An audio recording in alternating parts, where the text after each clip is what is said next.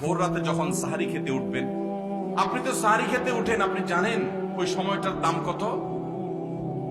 আমরা বেশিরভাগ মানুষ জানি না ভোর রাতের এই সময়টার দাম কত। আরে ভাই, এই সময়ের দোয়া 1 মিনিটের দোয়া অন্য সময়ের 100 মিনিটের সমান না। অন্য সময়ের 100 মিনিটও এই ভোর রাতের 1 মিনিটের সমান না। এত মূল্যবান সময়।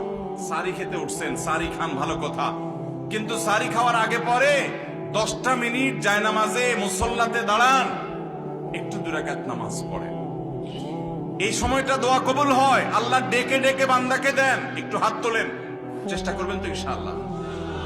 আপনার বাসার এক কোনায় চলে যাবেন, একটু আলো আধারিতে চলে যাবেন, সেখানে গিয়ে বসে আল্লাহর কাছে একটু কথা বলবেন। সিজদা চলে যাবেন, সিজদা গিয়ে আল্লাহর সাথে একটু মন খুলে কথা বলবেন। আল্লাহ, আমি অনেক গুনাহ করেছি, আল্লাহ আমি অনেক পাপিষ্ঠ। শুনেছি আপনার রাসূল জানিয়েছেন যে এই মাসে নাকি আপনি অনেক পাপিষ্ঠকে মাফ করে দিবেন।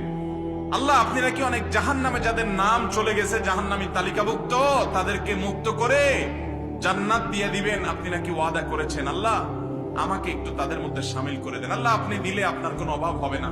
আল্লাহর সাথে একটু কথা বলা, মুনাজাত করা ভোর রাতে করার চেষ্টা করবো তো ইনশাআল্লাহ। ঘরের এক কোনায় চলে যাবেন, সাহারিটা আগে আগে খেয়ে শেষ করবেন, আজানের এখনো 15 মিনিট বাকি। চলে যান এক কোনায়, ওযু করে দাঁড়ায় যান 2 রাকাত নামাজে, চলে যান সিজদায়, একটু দোয়া করেন। নিরিবিলি জায়গা যদি বাসায় না থাকে, ছাদে চলে যান, মসজিদে আগে চলে যান, এক কোনায় চলে যান। এই সময়ের 10টা মিনিট অন্য সময়ের ঘন্টাকে ঘন্টার চাইতে মূল্যবান। চেষ্টা করবো তো ইনশাআল্লাহ।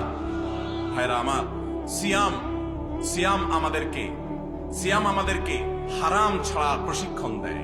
সিয়াম আমাদেরকে বলে তোমার যা মনে চায় তা করতে পারবা না। অনেক অবৈধ কাজ করার সুযোগ আসে, তোমার মনেও চায়, কিন্তু করা যাবে না। কারণ যে তুমি রোজা রয়েছো, রোজা রেখে তুমি ট্রেনিং নিয়েছো যে পানি থাকলেই পান করা যাবে না, খাদ্য থাকলেই খাওয়া যাবে না, ক্ষুধা থাকলেই খাওয়া যাবে না, আল্লাহর ভয়ে বেঁচে থাকতে হবে। এই বিষয়টাকে সামগ্রিক জীবনে অ্যাপ্লাই যেন করি, সেই শিক্ষাটাই রমজানের রোজা আমাদেরকে দেয়। আল্লাহ আমাদেরকে সেই শিক্ষা গ্রহণ করার তৌফিক দান করুন।